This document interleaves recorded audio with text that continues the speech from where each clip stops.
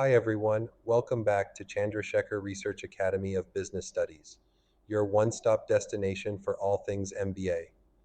In today's video, I'll walk you through a crucial aspect of your MBA journey, how to prepare an MBA project, work synopsis, or proposal. So, if you're gearing up to start your project work and don't know where to begin, this video is for you. Let's dive right in. Preparing a project synopsis may sound intimidating, but with the right structure, it's actually quite straightforward. Here's a step-by-step breakdown. Step 1 is your title page. Make sure it includes a clear and catchy project title, your name, enrollment number, and course details, your institution's name, and your guide's name. This sets a professional tone and gives your synopsis a solid start. Next, write an abstract. Think of this as a quick elevator pitch for your project. It's a short summary, about 150 to 200 words, that highlights the problem, objectives, methodology, and expected outcomes. Keep it precise and impactful. Now, let's move on to the body of your synopsis.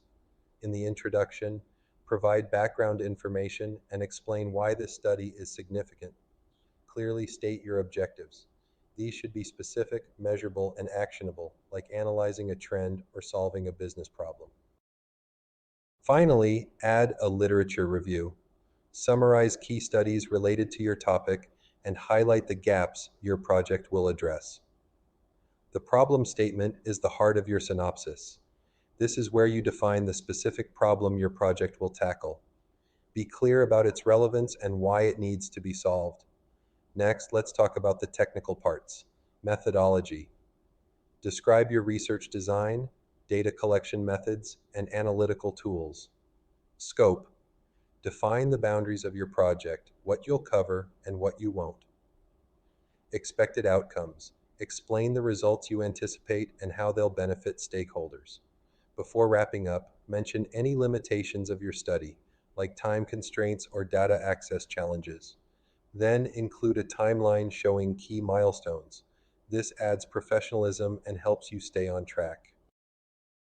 And finally, don't forget to add a references section to list all the sources you've used. Trust me, this earns brownie points with evaluators. That's it for today's video. I hope this guide helps you confidently create your MBA project synopsis. If you found this video useful, give it a thumbs up and don't forget to subscribe to Chandrasekhar Research Academy of Business Studies for more MBA insights. Let me know in the comments if you'd like a detailed video on any specific step. See you in the next video.